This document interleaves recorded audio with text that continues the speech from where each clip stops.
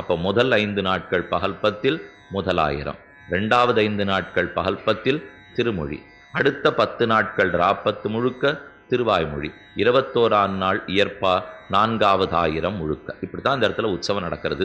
எதுக்காக சொல்ல வந்தேன்னா, இப்போ அர்ச்சக மூஷிகேன ஆவேசிக்கிறார், அவர் மூலமா நிறைய சொல்றார் பாருங்க. ஸ்தானிகர்கள் இருப்பா, அர்ச்சகர்கள் இருப்பா, பெருமாள் அவர்கள் மூலமா ஆணையிடுவர். நீங்கள் எல்லாம் இந்த மாதிரி நடந்துங்கோன்னா பெரிய திருநாளுக்கு வந்து சேருங்கோ, மனத்தால் நினைச்சுங்கோ, வாயால் சொல்லாதீங்கோ அப்படின்னு அன்னைக்கு சொல்லிட்டார். அதுக்கப்புறம் ஆழ்வார் எழுந்தருளி அத்தியனோத்சவம் முடிஞ்சு அதுக்கு மறுநாள் தான் தொடக்கமே முடியுது. அந்த திவ்யதேசத்தில் எந்த உற்சவம் பெருமாளுக்கு நடந்தாலும் அடுத்தாற் போலே தாயார் உற்சவம் வேற உண்டு. இப்போ 20 நாட்கள் அத்தியனோத்சவம் இவருக்கு நடந்ததுன்னா அதுக்கப்புறம் அதில் பாதி நாட்கள் தாயாருக்கு உற்சவம், தாயார் உற்சவம் அத்தியனோத்சவம் கண்டவர்கள் ரொம்ப ஆச்சரியமான உற்சவம். இதுவான ஒரே கூட்ட நாட்டம், போய் சேவிச்சுட்டு வரத்துக்குள்ள பொறுன்னு இருக்கும். ஆனால் தாயார் உற்சவத்தும் போது போனோம்னா ஏகாந்தமாக தாயார் 4000 பாசுரங்களையும் தான் திருச்செவி சாத்துகிறாள். அப்போ ஏதும் நடந்தால் அப்புறம் இந்த உற்சவம் முடிந்து நம்மாழ்வார் இங்கேயும் திரும்பி எழணும். அவர் ஏழ்ற வரைக்கும் அந்த ஊருக்கு உற்சவம் கிடையாதுன்னு வச்சுக்கோ. ஏன்னா அவரே புறப்பட்டு இங்கேயும் வந்துட்டாருன்னா இவர் திரும்பி போகிற வரைக்கும் உற்சவம் இல்லை. மாசி மாசத்துல இப்பவும் ரெட்ட திருப்பதி திருத்தலவல்லி மங்கலுக்கு எழுட்டு அங்கே இருக்கிற பெருமானிடத்தில் சொல்லிட்டு தன் பொலிந்தன பிரானுக்கு செல்லுகிறார்னு ஐதிக்கம். அதனால் அன்று தொடங்கித்தான் அவா உற்சவம் பண்ணுறா. எப்போ நாம் அத்தியன உற்சவம் பண்ணிட்டோம்னா நீங்கள் திருத்தொலைவல்லி மங்கலத்துக்கு போனீங்கன்னா அங்கே கணக்கே வேறு. தேவர் பிரான் அரவிந்தலோசனம்னு 2 பெருமாள் எழுந்தருள் இருக்கிறார். ஆழ்வாருக்கு கிட்டத்தட்ட தாய் தந்தையர்கள் வீடுன்னு சொல்லலாம். ஏன்னா அவரைத்தான் தேவபிரானையே தந்ததாயன் நடைந்த வன்குருகூர் அவர சடகோபன் என்று ஆழ்வார் சொல்லியிருக்கிறபடியாலே அவன்தான் தாய், அவன்தான் தந்தை. ஆனால் அங்கு சொல்லிக்கொண்டு செல்லுகிறார். இதுதான் ரொம்ப வருஷங்களுக்கு நடந்தது. இது வச்சுப்போமே, இது நடந்தது இப்போ நம்மாழ்வார் அவதரித்து முடிச்சுட்டு 5000 வருஷம் எடுத்தோல்லையோ, ஒரு 3000 வருஷம் நடந்தது, 4000 வருஷம் நடந்ததுன்னு வச்சுப்போம்னா இதுக்கு நடுவில் ஒரு சில காலங்கள் கஷ்ட நஷ்டங்கள் எல்லாம் இருந்தன. என்ன கடைசி ஆழ்வார் பரமதத்துக்கு போனதுலேருந்து நாதமுனிகள் திருவவதாரம் பண்ணி அந்த 4000 பெருகிற வரைக்கும் ஜகத்தில் 4000மே இல்லை. இது ஒரு ஒரு துயரமான செய்தி தான். இருந்தாலும் நடந்தது அதுதான். ஏதோ காலப்போக்கில் 4000 மறைந்து போய்விட்டது. திருமங்கி ஆழ்வார் வரைக்கும் பாடினா அவரவர்கள் ஆருக்கு உபதேசம்லாம் பண்ணல. மதுர்கவி ஆழ்வார் சில காலம் இருந்தார், அவர் எல்லாவற்றையும் பரப்பினார். திருமங்கி ஆழ்வாரோட பரப்பிட்டு போயாச்சு. போன பிற்பாடு இப்போ மிச்சம் இருக்கிற பாசுரங்களை யார் கொண்டுருவா? சுமார் ஒரு 3500 வருஷங்களுக்கு அது அத்தனை இருட்டுக்குள் போயின, அது இல்லை. அப்புறம் ஆங்கில கணக்கில் 823 அதில் தான் நாதமுனிகள் திருவவதாரம் பண்ணுகிறார்.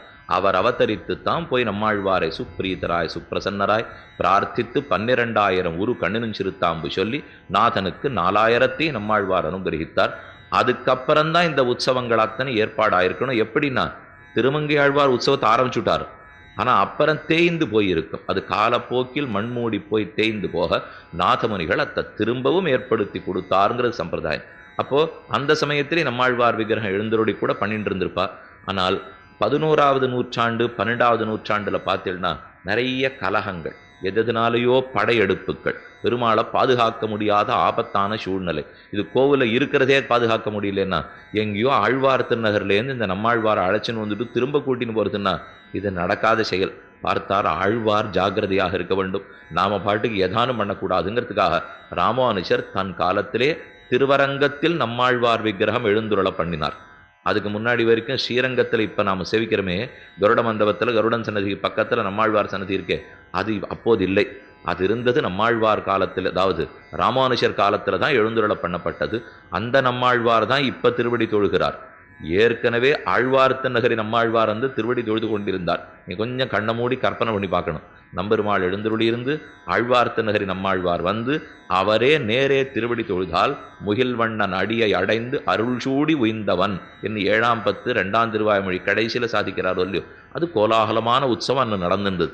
இந்த உற்சவம்லாம் எதுக்காக சொன்னேன்னா அனத்தியனம் தெரிஞ்சுக்கணுங்கிறதுக்காக சொன்னேன். அதனால் இவர் வந்துட்டு அவர் போகிற வரைக்கும் நடக்கலைங்கிறதுக்காக சொல்கிறேன். அர்ச்சக முகத்தாலே ஆவேசித்து பெருமான் தெரிவிக்கிறான். அர்ச்சகர் மூலமாக இதை பண்ணிக்கொள்ளலாம், இதை பண்ணிக்கொள்ள வேண்டாம் அப்படின்னு சொல்லுகிறான் இல்லையோ. அவர் அப்படி தெரிவிக்கிறார்னா நல்ல சொப்பனத்தில் எழுந்துருளி நேரையே பகவான் சொல்லிட்டு போடலாம். இல்லை அர்ச்சக முகேன்னு ஆவேசித்து சொல்லலாம். ஒருத்தரை அனுப்பிச்சு தான் கூட்டின்னு வர்றார் பாருங்க. விபீஷணன் அனுப்பிச்சு, அது சுக்ரீவன் அனுப்பிச்சு விபீஷணன் கொண்டு வர சொல்றது, முனிவாகரரான திருப்பாணாழ்வாரை லோகசாரங்கர முனிவர் அழைச்சி கூட்டின்னு வர சொல்றது. இது எதுக்கு ஒருத்தரை முன்னிட்டு கொண்டே பெருமாள் செய்கிறார்? நாமும் ஒருத்தரை முன்னிட்டு தான் அவரை ஆசிரியிக்கிறோம். அவரும் ஒத்தரை முன்னிட்டு கொண்டு தான் நம்ம அங்கீகரிக்கிறாரேன்னா 2 பேருக்கும் உள்ளத்தில் ஒரு குறுகுறுப்பு இருக்குது. அதுக்காகத்தான் இப்படி பண்ணுறான். ஏது குறுகுறுப்பென்னால் நாம் அனாதி காலமாக தப்பே பண்ணி உழண்டு இருக்கோம். அப்படி இருக்கிறச்சே நேராக போய் நிற்கிறதுக்கு தைரியம் வருமா? தப்பாக எடுத்தோ இல்லையோ. அப்போ யார் நிழல்லையான்னு ஒதுங்கிட்டு கொஞ்சம் சிபாரிசு வேணுமே. நேராக போனால் வேலை நடக்குமோ நடக்காது. அதனால் அப்படி போகாமல் ஒருத்தர் ஒரு பாகவதோத்தமன் மூலமாக போகிறோம். சரி, அவருக்கு என்ன குறைன்னா இத்தனை நாளாக இவனை திருத்திருக்கலாம். என்னமோ கர்மாதீனம்னு ஒன்று வச்சு நம்மளை உட்காந்து வச்சுட்டாரோ இல்லையோ. இதுதான் அவனுக்கு இருக்கிற குறுகுறுப்பு. இது எல்லார் மனசுலையுமே இருக்கும். பெருமாள் வேணும்னா எங்களை இதே நிமிஷம் திருத்தி பணி கொண்டிருக்க கூடாதா? அது என்ன சுவாமி ஒரு சட்டம் கர்மாதீனம்னுட்டு? இது நமக்கு நன்னா விஷயம் தெரிஞ்ச வாழ்க்கை இந்த உள்ளத்தில் இருந்துட்டு தான் இருக்கும். இது தவிர்க்க முடியாத எண்ணம், ஆனால் தவறான எண்ணம். இவனா தவிர்க்காத இருக்கலாம், இதுவரை உண்மை மாறிட போகிறது இல்லையே. நம் கர்மாதீனமாகத்தான் நான் இருக்கிறோம். பகவானே தெரிவிக்கிறார், நான் சிருஷ்டிக்கிறேன் அர்ஜுனா. சிருஷ்டியில் ஏற்படுற உயர்வு தாழ்வுக்கெல்லாம் நான் காரணம் கிடையாது. அதுக்கு அவனவன் காரணமே தவிர நான் என்ன செய்வேன்? சிருஷ்டிக்கிறதுக்கு பகவான் காரணம். அதில் ஒருத்தர் பணக்காரர், ஒருத்தர் ஏழை, ஒருத்தர் உயரம், ஒருத்தர் குள்ளம், ஒருத்தர் ஆண், ஒருத்தர் பெண், ஒருத்தர் விலங்கு, ஒருத்தர் மனிதன். இதுக்கெல்லாம் பொறுப்பு பகவான் ஏற்றுக்கிறதே இல்லை. அவர் பொது காரணமாக இருப்பரே தவிர தனிக்காரணமாக இருக்க மாட்டார்.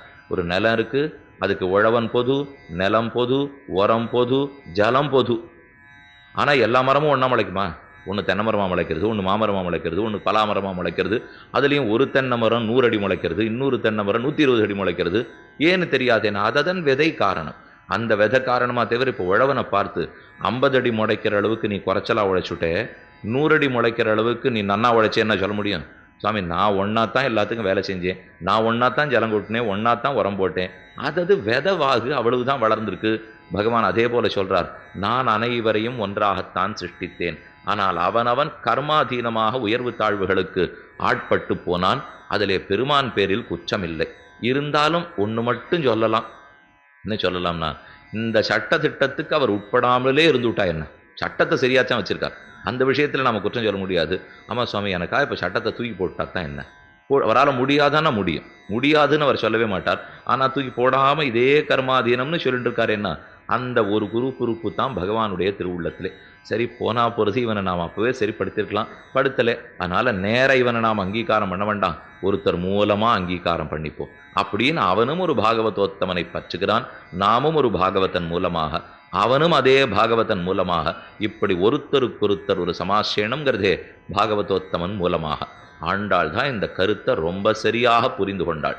ஆகையால் 10 பாசுரங்களாலே பாகவதர்களை பற்றுகிறா போலே 6லிருந்து 15 வரை வேதம் வல்லார்களை கொண்டு விண்ணோர் பெருமான் திருப்பாதம் பணிந்து, அடுத்தது விண்ணோர்கள் ஆசிரியக்கணும். இது 2வது நிலை. 3வது நிலை தான் பகவான் ஆசிரிக்கிறது. முதல் நிலை வேதம் வல்லார்கள் பாகவதர்கள் ஆசிரிக்கிறது. அடுத்தது விண்ணோர்கள் ஸ்தானத்தில் வைத்துத்தான் துவாரபாலகன், நந்தகோபாலன், யசோதை, பலராமன், பின்ன பிராட்டி இவர்களையெல்லாம் அடுத்த 5 பார்த்தால கூப்பிட்டது விண்ணோர்களை ஆசிரிக்குமா போலே. கடைசியா பகவத் சமாசேன மேற்ற கலங்கள் எதிர்பொங்கி மீதளிப்ப மாற்றாதே பால் சொரியும் வள்ளல் பெரும்பசுக்கள் ஆற்றப்படைத்தான் மகனே அறிவுராய் என்று கண்ணனை நேர எழுப்பினது 21வது பாசுரத்தில். அப்ப இந்த கிரமத்தை நாம இந்த பாசுரங்கள்ல வைத்துக்கொள்ள வேண்டும். முதல் 5 பாசுரங்கள் அவதாரிகை முன்னுரை, அடுத்த 10 பாசுரங்கள் 10 பெண் பிள்ளைகளை எழுப்பினது, அடுத்த 5 பாசுரங்கள் விண்ணோர்களை எழுப்பினது. ஒரு அவரை விதைக்கிறோம்னு வச்சுங்க. விதைச்சுட்டு ஒரு நல்ல ஞானி அவர் என்ன பண்ணார், விதையை விதைச்சுட்டு மறுநாள் கார்த்தால பந்தலை போட்டுட்டு விதை பந்தல்ல ஏதித்தான்னு கொடியை பார்த்துட்டே இருந்தார். அது ஏறுமா? அது மண்ணோட மண்ணா போய் வீணாவே போயிடும். அதனால விதையை விதைச்சுட்டு சின்னதாக முளை விட்ட உடனே பக்கத்தில் ஒரு குச்சியை நட்டு வச்சு அதில் சுற்றி விடணும். அப்புறம் ஒரு கொம்பை நட்டு வச்சு அதில் சுற்றி விடணும்.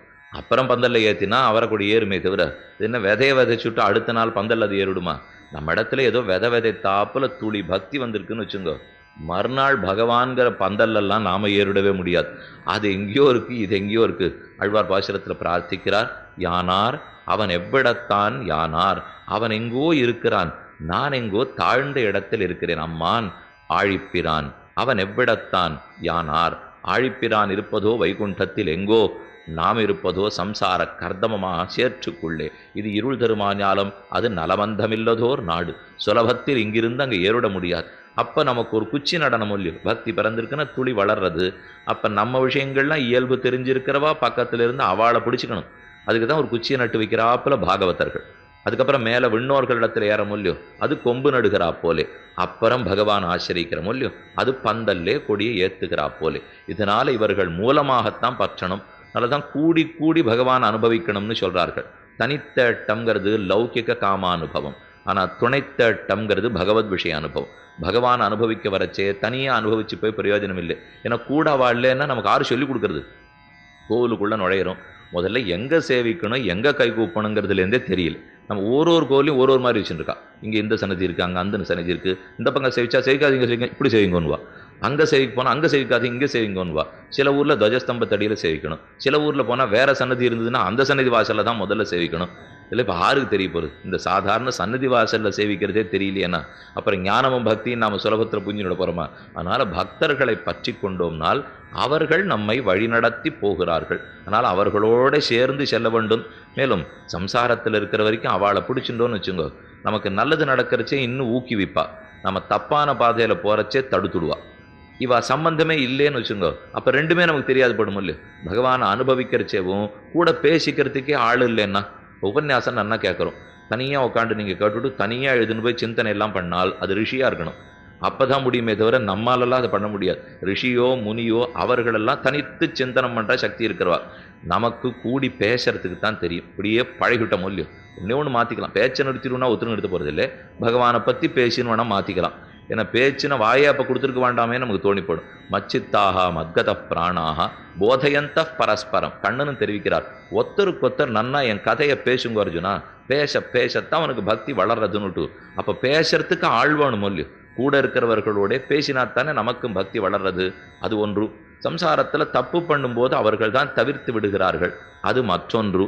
ஆச்சாரியனுக்கு நன்னா கைங்கரியம் பண்ணுன்னு அவர் தான் சொல்லி விடுகிறார்கள், அது மற்றொன்று. ஈகையாலே பாகவதோத்தமர்களை பற்றியே பகவானை ஆசிரியிக்க வேண்டும். நம்மாழ்வார் அதை ஒரு விதத்தில் தெரிவித்தார். 6ஆம் பத்து முதல்ல தூது விட்டார், பக்ஷியை தூது விட்டார். ரொம்ப ஆச்சரியமான 10 பாசுரங்களாலே வைகல் பூங்கழிவாய் வந்துமேயும் குறுகினங்காள் என்று திருவண்வண்டூர் உரையும் ஏறு சேவகனார்க்கு மாறில் போரரக்கன் மதில் நீரிடச் செத்துகந்த ஏறு சேவகனார்க்கென்னையும் உழல் என் மின்கள் என்று சொல்லி பறவைகளை தூது விட்டார். பறவைகளை ஆழ்வார் பிடிச்சின்றது தான் பாகவத சமாச்சேனம், அதுதான் வேதம் வல்லார்களை பற்றினது. அதே 6ஆம் பத்து கடைசியில் வந்தது. அகலகில்லே நிறையுமென்னு அலர்மேல் மங்க உரமார்பா, அலர்மேல் மங்கைன்னு விண்ணோரை பற்றினார், உரைமார்பான்னு பகவானை பற்றிட்டார்.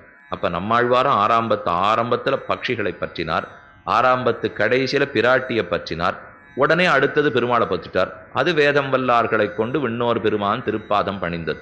அதே போல் ஆண்டாளும் 10 பாசுரங்களாலே வேதம் வல்லார்கள், அடுத்து விண்ணோர்கள். ஆனால் பாகவதர்களை தெய்வமாக கொள்றதுங்கிறது அவ்வளவு சுலபம் இல்லை. ஆழ்வார் காலத்திலே இல்லை, அப்புறம் இந்த காலத்தில் வந்துட போகுதா? அவரே பாசுரத்தை மாற்றி பாட வேண்டியிருந்ததுன்னா நமக்கு வந்துவிடாது. இது நம்பிள்ளை நஞ்சியர் வாழ்ந்திருந்த காலம். அந்த சமயத்திலே ஒரு பாகவதன் வந்தார், பணக்காரர். அவர் அடி என்ன திருவாய்மொழி கற்றுக்கலை, அதனால் தேவள் சொன்னால் தேவலை அப்படின்னு நஞ்சியர் இடத்திலே பிரார்த்திக்கிறார். நஞ்சியர் சொன்னார், ரொம்ப வயசாகிடுத்து, என்னால் முடியல. அவர் 100 தடவை திருவாய்மொழி காலக்ஷேபம் பண்ணியிருக்காராம். சதாபிஷேகம்னு வயசானால் நம்மெல்லாம் கொண்டாடி விடுறோம். ஆனால் நஞ்சியர் 100 தடவை அபிஷேகம் திருவாய்மொழி காலக்ஷேப சாத்துவர் பண்ணியிருக்கார்.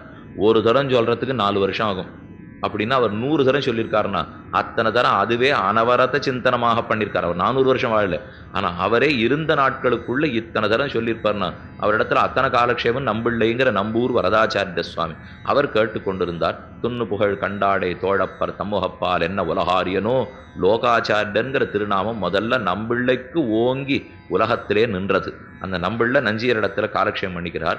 நிறைய அர்த்தங்களை கிரகிச்சிருந்தார். இதில் அவளுக்குள்ளே நடந்த ஒரு பேச்சுவார்த்தை வேடிக்கையாக சொல்லுவார்கள், ஆழமான பொருள். நம்மள இடத்துல ஒருத்தர் போய் இந்த பாசுரத்துக்கு உங்கள் ஆச்சாரியன் என்ன அர்த்தம் சொல்லுவார் அப்படின்னு கேட்டாராம். நாம் இருந்தால் ஏதோ 100 தரம் கேட்டிருக்கோம் இல்லையோ, அப்படியான் ஞாபகம் இருக்கணும். நம்ம உள்ளே எப்படி போகும்னா 100 தரம் கேட்டிருக்கோம், ஒன்னான் ஞாபகம் இருக்கும் அப்படிங்கிறதுக்காக சொல்லிவிடும். அந்த சுவாமி திரும்பி கேட்டாராம், அப்படி என் 100 தடவை காலக்ஷேபம் பண்ணியிருக்கேன், 100 அர்த்தம் எங்கள் ஆச்சாரியன் சொல்லியிருக்கார், அதில் எந்த தடவை அர்த்தம் நமக்கு வேணும்னார் அவர். இது 100 தடவை சொன்னவரை கேட்குறதா இல்லை 100 தடவை கேட்டுனவரை பற்றி சொல்கிறதா?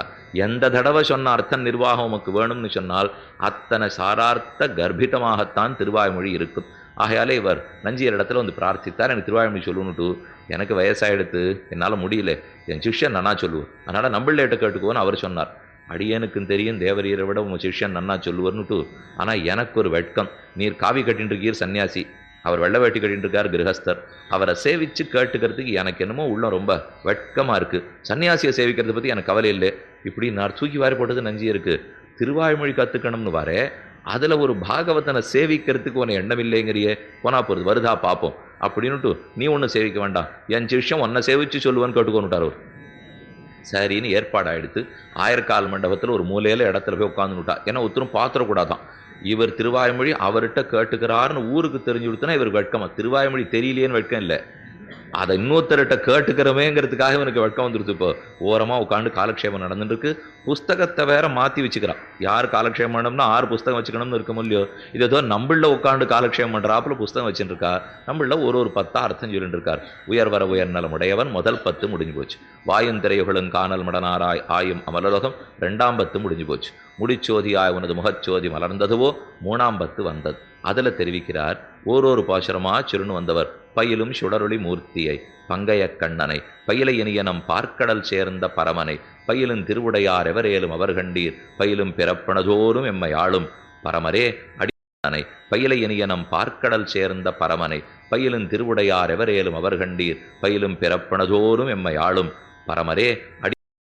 எதுக்காக சொல்றாருன்னா, 800 வருஷத்துக்கு முன்னாடியே பாகவதனை பத்துறதுங்கிறது நடக்கலை. அதுக்கப்புறம் இன்னைக்கு நடந்துட்டு போறதா? விடலோகாச்சாரியர் தெரிவிக்கிறார், புறம்புண்டான பற்றுக்களையுடைய வாசனையோடைய விடுகையும் எம்பெருமானே தஞ்சமென்னு பற்றுகையும் பேரு தப்பாதென்னு துணிந்திருக்கையும் பேற்றுக்கு துவரிக்கையும் உகந்தருளின நிலங்களிலே பிரவணராய் குணானுபவ கைங்கெண்டமே பொழுதுபோக்காக கொள்ளுகையும் இப்படி இருக்கும் ஸ்ரீவைஷ்ணவர்கள் ஏற்றம் அறிந்து உகந்திருக்கையும் வரிச என்னென்ன லட்சண ஸ்ரீவைஷ்ணவர்களுக்கு சொல்லிண்டே வரார். மணவாள மாமனிகள் அதுக்கு வியாக்கியானம் பண்ணிருக்கார். முதல்ல சொன்ன 6ம் வராது, வந்தாலும் வந்துடும், கடைசியில் சொன்னது வரவே வராதுன்னு விட்டார். இப்படி யார் ஒரு பரமபாகவதன் இருக்கானோ அவனே தெய்வம்னு நினைச்சுன்னு அவனுடைய நிழல்ல வாழு என்ன சொல்லியிருக்காரு. என்ன இது நடக்கவே நடக்காது. இவாள்லாம் 700 600 800 வருஷத்துக்கு முன்னாடி. அதனால இன்று வருவது துர்லபந்தான். ஆண்டாள் என்றோ அதை நடத்தி காட்டினாள். பாசுரம் ஆரம்பிச்சு இப்பதான் 6ஆம் பாட்டு வந்திருக்கு.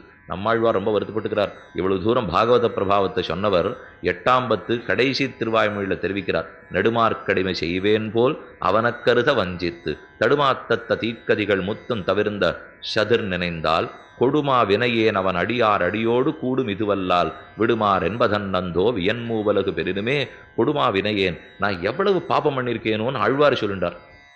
நீர் என்ன பாப்பம் பண்ணிருந்தா?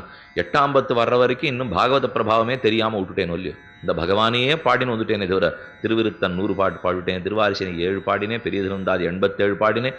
இதோ முடிஞ்சு போச்சு 800 பாசுரம். இப்போ மெதுவாக பாகவத பிரபாவம்னு சொல்லிருந்தா நான் ஏதோ பெரிய பாப்பம் பண்ணியிருக்கேன். அதான் அவளை பற்றி தெரியாமல் பகவானே கிடந்துட்டேன்.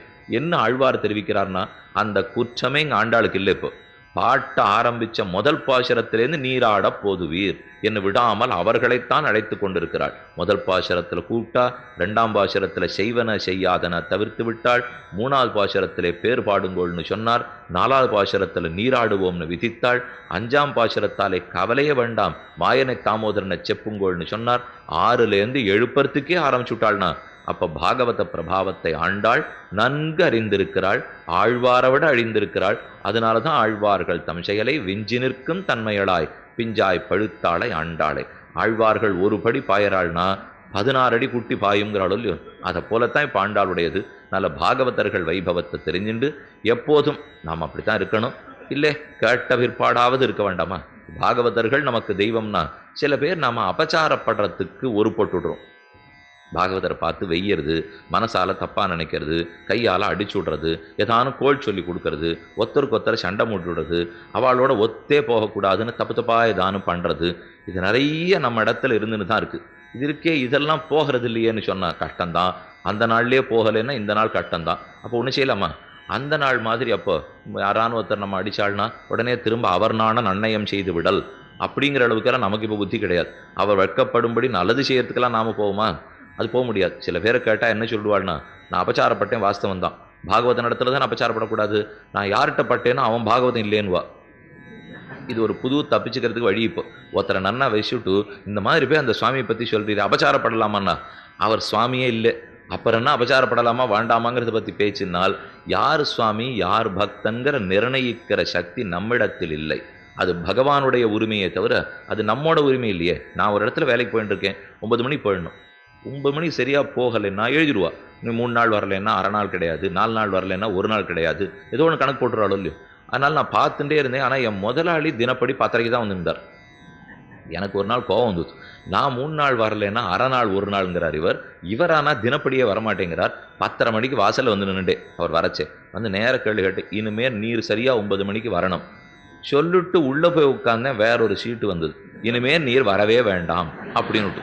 நமக்கு தோணித்து, என்ன இவர் இத்தனை நாள் கேட்டுட்டே இருந்தாரே, இவரை ஒருவேளை கேட்கறதுக்குள்ள நம்மளை வெளியில் அமைச்சிட்டாரேன்னா, என்ன கேட்கறதுக்கு அவருக்கு உரிமை உண்டு, அவரை கேட்கறதுக்கு எனக்கு உரிமை கிடையாது.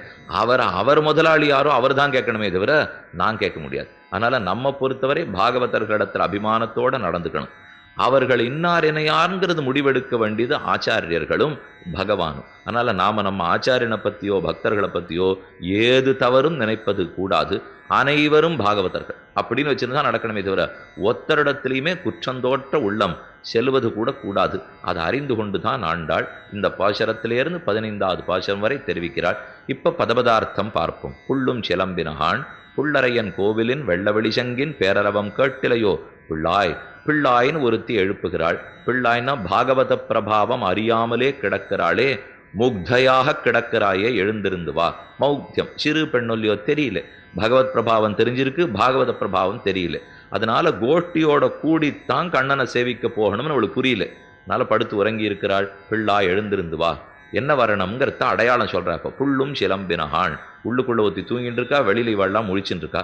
முழிச்சுட்டு இருக்கிறவா உள்ள இருக்கிற எழுப்புறா. உடனே சந்தேகம் வரும், அப்போ உள்ள இருக்கிறவளுக்கு கிருஷ்ணனிடத்துல பக்தி குறைவு, வெளியில இருக்கிறவாளுக்கு பக்தி அதிகம், அதனால தானே இவாள்லாம் எழுந்து வந்து அவளை எழுப்புறா. தூங்குறவளுக்கு பக்தி குறைவாலாம் அப்படிலாம் இல்லை. அந்த ஊர்ல இருக்கிற மொத்த பேருக்கும் பக்தி ஒரே நிலைதான். ஆனா உள்ள ஒத்து தூங்கிட்டு இருக்காளே, வெளியில ஒத்தி எழுப்பிட்டு இருக்காளேன்னா 2 விதமான பானத்தை பகவான் பிரயோகப்படுத்துறார். ஒன்றுத்துக்கு ஜிம்பனாஸ்திரம்னு பேரு, மற்றொன்னுத்துக்கு மோகனாஸ்திரம்னு பேர். மோகனாஸ்திரம் விட்டா இப்போ நம்ம எல்லாரும் அப்படியே மயக்கமாக விழுந்துருவோம். ஒன்றும் ஆகாது, எழுந்திருக்கவே மாட்டோம், மயக்கமாக விழுந்துருவோம். இது இந்த விராட்ட பருவத்துக்கு முன்னாடி அர்ஜுனன் வந்தான், இந்த மோகனாஸ்திர பிரயோகம் பண்ணிட்டு தான் மாடு கண்ணுகள் எல்லாம் ஓட்டின்னு போறச்சே துரியோதனன் கர்ணன் எல்லாரும் மயங்கி விழுந்துட்டா பாருங்க, அது மோகனாஸ்திர பிரயோகம். ஜிம்பனாஸ்திரம்னா நம்ம நிற்கிற இடத்துல நிற்க விடாம தவிச்சுட்டே இருக்க வைக்கும். குதிச்சுட்டே இருப்போம், தவிச்சுட்டே இருப்போம், என்ன பண்றோன்னே தெரியாது. இது ஜிம்பனாஸ்திரம். கண்ணன்கிறவர் இந்த 2 அஸ்திரத்தை போலே. சில பேர்ல அவர் பட்டார்னா மோகனாஸ்திரமா மயக்கமா படுத்து தூங்கி படுவா. சில பேரில் பட்டா என்ன பண்ணுவோம் துடிச்சுட்டே இருப்பா. இது 2 வகையும் உண்டு. ரொம்ப நன்னா பகவானை தெரிஞ்சு விட்டாள்னு வச்சுங்க, அவள் தூங்கியே படுவா. இது மோட்ச நிச்சயம், எழுந்தே வரவே மாட்டா. அப்புறம் இல்லை ஓரளவுக்கு நாமும் பகவானை அடையணுங்கிறதுக்காக துடிப்பும் பல பேரிடத்தில் இருக்கும் இல்லையோ. அதனால ஜிம்பனாஸ்திரத்துக்கு வசப்பட்டா துடிக்கிறா, மோகனாஸ்திரத்துக்கு வசப்பட்டாள்னா மயக்கமா போடுறா. அப்போ உள்ள படுத்துன்னு தூங்கிட்டு இருக்கிற 10 பெண்ணும் மோகனாஸ்திரம்னு வச்சுங்கோ. வெளியிலேருந்து கூட்டுன்னு இருக்கிறவா எல்லாம் ஜிம்பனாஸ்திரத்துக்கு வகப்பட்டவான்னு வச்சுக்கணும். அதனால வெளியில இருக்கிறவர்களுக்கும் அதே பக்தி, அதே ஆயுதம் தான். உள்ள இருக்கிறவர்களுக்கும் அதே பக்தி, அதே கிருஷ்ணானுபவம் தான்.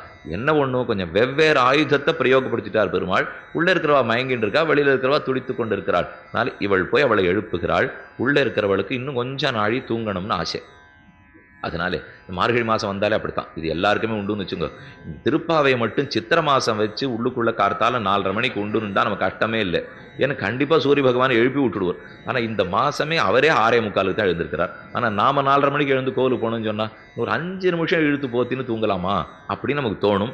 அதுக்கு தான் விடிந்ததற்கு அடையாளம் சொல்லுகிறாள். பெண்ணே நாழி ஆகிவிட்டது. புள்ளும் சிலம்பினகான், ஆகாயத்தில் பட்சிகளெல்லாம் போகின்றன. அந்த சத்தவனு கேட்கலையா? புள்ளரையன் கோவிலின் வெள்ளவெளி செங்கின் பேரரவம் கேட்டிலையோ. பக்ஷிநாதம் மட்டும் இல்லை, அடுத்த அடையாளம் சொல்றா. ஏன்னா புள்ளும் சிலம்பினான்னு சொல்லிச்சு அந்த பொண்ணு ஏத்துக்கல. உங்களுக்கும் வேற வேலை கிடையாது, பட்சிகளுக்கும் வேற வேலை கிடையாது, எல்லாம் கண்ணன் கண்ணன் இந்த ஊர்ல சுத்தின்னு இருக்கீள், அதனால அது சீக்கிரமே எழுந்திருக்கும் போல் இருக்கு, அது வேண்டாம். அடுத்த அடையாளம் உண்டோ? உண்டு. புள்ளும் சிலம்பினகான் புள்ளரையன் கோயிலின் வெள்ளவெளி செங்கின் பேரரவம் கேட்டிலையோ. புல் பறவை, அரையன் பறவைகளுக்கு சுவாமியான கருடன், புள்ளரையன் கோ கருடனுக்கும் சுவாமியான திருமால். புள்ளரையன் கோயில் பகவானுடைய ஆஸ்தானம், விஷ்ணுவனுடைய கோவில். புள்ளரையன் கோயிலின் வெள்ளை வெளிசங்கின் பேரரவம் கேட்டிலையோ. பாஞ்சஜன்யத்தை கண்ணன் ஊதுகிறா போலே சங்கநாதம் பண்ணி விஸ்வரூபம் ஆரம்பிச்சுட்டாலே கோவில்லே, அந்த சத்தம் உனக்கு கேட்கலையா? அப்பனா விடிஞ்சுடுத்தே. வெள்ள வெளிசங்கின் பேரரவம் கேட்டிலையோ. பிள்ளாய், பாகவத பிரபாவம் தெரியாமலே உறங்கி கிடக்கிறாய், எழுந்திராய். அவ அப்படியும் எழுந்திருக்கல, இவ ஏதான் பயப்படுறதுக்கு சொல்லித்தான் இவளை எழுப்பியாகணும் அப்படின்னு நினைச்சிட்டு, பேய் மலை நஞ்சு, கண்ணனுக்கு நஞ்சு கொடுத்து கொல்றதுக்காக பேய் வந்திருக்கா, எழுந்திருந்து வா, அதை சொன்னா பயந்து போய் வருவிடோன்னு. ஏன்னா இது காலம்ங்கிறது கண்ணனுக்கு சமகாலம். அதனால் இப்போ இருக்கிறா போலே நினச்சிட்டு தான் பாசுரமே தவிர நம்ம ஸ்ரீவில்லிபுத்தூர் கலியுகம்லாம் ஞாபகம் வச்சுக்கூடாது. ஆண்டாள் பாடின்னு இருக்கிறதே இடைச்சி பாவனையிலே, கூடவே வாழ்ந்துட்டு இருக்கிற கண்ணனை அடையறதுக்காகத்தான் இவ பாடுபட்டு இருக்கா. அதனால இப்போ பிரார்த்தனை, பேய்முல நஞ்சு பூத்தனை வந்திருக்காளே, கண்ணனுக்கு என்ன ஆபத்தோ நீ வா அப்படின்னு கூட்டா உள்ள இருக்கிறவ ரொம்ப சாமர்த்தியக்காரி. என்ன வயசு கண்ணனுக்கு ஆயிடுத்து, இது நடந்தது பிறந்த நட்சத்திர தண்ணிக்கு, முதல் வருஷம் நடந்த கதையை இப்போ கண்ணனுக்கு வயசு 8 ஆறுது. நீர் என்ன இப்போ வந்து சொல்றியே? அவ பாட்டை முடிக்கிறா. பெய்மல நஞ்சுன்னு இவ சொன்னா உண்டு, அவ சொல்லிட்டா அது என்னைக்கோ உண்டாச்சு, பூத்தனையும் கொன்னாச்சே, நீ எதுக்கு இப்போ போய் எனக்கு அதற்காக கூப்பிடுறே? வேண்டாம், பேய்முறை நஞ்சு உண்டு. இவ அடுத்தது பயப்படுத்தினா, அதுவான அப்பவே நடந்தது. அதுக்கப்புறம் ஒரு 7 மாசம் ஈடும் வலியுடைய என் நம்பி பிறந்த 7 திங்களில் 7வது மாசத்துல சகடாசுரனை கொன்னானோ இல்லையோ, அதை கொல்லாததா வச்சுண்டு இப்ப இவ பயப்படுத்திட்டா. அதாவது புள்ளும் சிலம்பே வெள்ள வெளிச்செங்கின் பேரர்வம் கேட்டிலையோ பிள்ளாய், எழுந்திராய் பேய்முறை நஞ்சுண்டு கள்ளச்சகடம். அவ்வளவுதான் அவ சொல்றா. கள்ளச்சகடம்னா சகடாசுரன் ஆவேசிச்சிருக்கான், உருண்டு வரான், கண்ணனை கொல்றதுக்கு வரான்னு பயப்படுத்தி பார்த்தா அவ பதில் சொல்லிட்டா கலக்கழிய காலோச்சி. அதெல்லாம் உதச்சி எப்போவோ முடிச்சாச்சே, அந்த கதையெல்லாம் எனக்கு தெரியுமே. பெருமானே தன்னுடைய திருக்கால்களாலே உதைத்தான், சகடாசுர பந்தம் எப்போ ஆயிடுது சொல்ல வேண்டாம். கள்ளச்சகடம் கலக்கழிய காலோச்சி.